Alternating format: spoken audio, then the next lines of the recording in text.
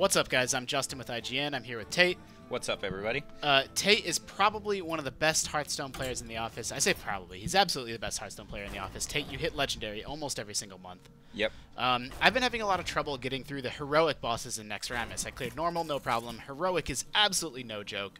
So, you've sort of constructed some, cheaper budget decks that will help me and anybody at home that's watching this get through these bosses, hopefully without a tremendous amount of trouble. Right now we're looking at the second boss, Grand Widow Faerlina, and you've constructed, we'll take a look at the deck list after this, but it's really kind of bog standard Zoo or slightly modified Zoo to get through this. Yeah, it's actually a really standard Zoo deck. The only card that I believe finds its way in is the Haunted Creeper, which is the 1/2 that summons 2 more spiders. I'm seeing that a lot in Constructed right now, and I don't know if it's people just wanting to play around with the new ones. But, I mean, it's great value no matter how you look at it. Yep. So, Faerlina, before we get started, why don't we talk about her hero power?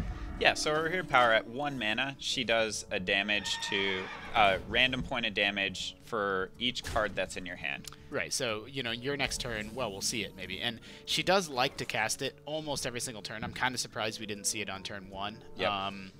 So that's part of the reason why Zoo makes so much sense, is because just drain your hand right away. It does put you in top deck mode right away, but everything you're top decking is, playable and useful, and that's not really so much of a problem anyway. So yeah, kind of the goal with Zoo is it is a board control deck, so you're trying to take care of their minions, but at the same time, you're looking to dump your hand as quick as possible against this boss to minimize the rain of fire. Well, you don't like to see what you just saw. Yeah, which actually wasn't too bad. We got lucky there that it left both our minions alive, so on this turn, the Blood Knight and the Soulfire work to kind of get rid of this minion that he's buffed up on the board. Yeah, sure. You also get kind of a, well, we're getting close to, we're slowly, yeah, you did get kind of a lucky hit from the, Yep. But you get a 50-50 chance of doing what you need to do there. So now actually, Faerlina still has ridiculously strong cards in her hand, like this one. That gives her 3 attack power, and that's actually interesting. Some people didn't notice that the hero powers aren't the only thing that changes in these heroic decks. Some of the custom cards also changed, like that Worshipper that in standard gives her 1 attack and now gives her 3 attack. Yes. So absolutely essential that you clear that minion off the board. Right? Yeah, and as we've learned from some of our other playthroughs, those Worshippers can stack up pretty quickly. The bosses are not limited to 2 of each card like a player. I believe Faerlina has 4 or 5 Worshippers in her deck. Yeah, we saw at least 4 on the board at one time, in another previous playthrough, which was just absolutely brutal. So what are some things that people need to keep in mind in this deck? I know that you did life tap right there because you were going to be able to sort of go ahead and play the minion, but you need to be careful that sometimes you might want to not tap just because it's going to power up her hero power. Yeah, you want to have 1 or 0 cards in your hand at the end of the turn. Because then it just absolutely neutralizes. Like she's got this terrifying hero power and now can't do anything with it, and you have all these taunt minions on the board. So things could certainly go south, but as of right now, we're in a good spot. Yeah, we have a really strong board in terms of absorbing the damage that she can deal out. And so at this point, we're just trying to get as many creatures on the board as possible. And I actually really, really like this Enrage synergy. So it's like, so if you do happen to get caught out with cards in your hand, and she's sort of raining missiles down on you, there's a chance that that's just going to buff your minions anyway. I would almost like to see, these bosses are so hard that it might not be possible, but I wonder if there is a Enrage synergy that, if you had a deck of nothing but Enrage cards, if that could work against her.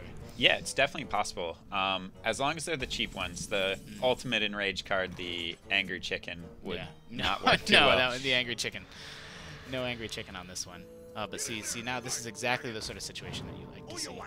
Yep, and the one thing to point out is we're ignoring that egg. Generally, you want to clear the board, but at 0/0 or at an 0/2, once it dies, it summons her a 4/4. So we're just trying to avoid that. Yep. Wow. Did she just pass her whole turn? Yeah. She's just mad. You put her on tilt. It's not much she can do right now. Yeah, so, and this is kind of what Zoo does, is it's super efficient. You have things like the Abusive Sergeant. You'll notice that we gave our Berserker +2 attack to trade off with something very positively. So this is overwhelmed. This is different, a little bit different than like I run Reynad Zoo, for example. And that doesn't run the Abusive Sergeant. But in a context like this, especially if you can get that synergy with the Berserker, or another Enrage card, like that obviously makes a tremendous amount of sense. Yeah, just different ways to trade up. You did see something pretty clever. Well, I guess not super clever, but you know those eggs. You know, you leave them because Yep. they're 0/2, and then they'll turn into this 4/4. So you just leave them. But then Faerlina also has abusive sergeants in her decks and can turn those eggs. Like if you had a Void Walker down or Yes. something like that, you know, you can almost get yourself in kind of a little bit of trouble. You definitely can. And as tempting as it is to go face in a situation like this, it does make sense to kind of clear the board. Yep, I mean, as with Constructed, you know, you do kind of, it's a balancing act, but you do need to play it safe. You know, don't get over aggressive. If you just play it safe and keep your minion full of boards and keep your hand empty, you know, you don't need to win next turn. You can win in a turn or two and just sort of secure the victory. Yeah, and so this was actually a pretty straightforward game. Yep. We overran the board with minions, big taunts. The shield bearers probably absorbed 3 or 4 different attacks. Yeah, I mean, I think the biggest thing... Are you just bad-mannering Faerlina again? Of course. I think the biggest thing is just empty your hand right away. Yeah. Like, it is just going to be a whirlwind of pain if you don't do that. Yes. You know, she's just going to start hitting you. None of your minions are going to stay alive because she's going to whack you for 5 or 6 damage every single turn. You know, so in this context, Zoo makes a tremendous amount of sense. And, you know, Warlock Zoo probably makes more sense, you know, because of cards like Mortal Coil that you can keep in your deck. But also because you can still draw into things. You know, you can get a couple draws each turn if you want. Yeah, so the big difference I'll point out with this zoo versus other zoos is Mortal Coil is one of the cards it doesn't run. The only spell in the entire deck is Soulfire. Oh, my mistake, yeah.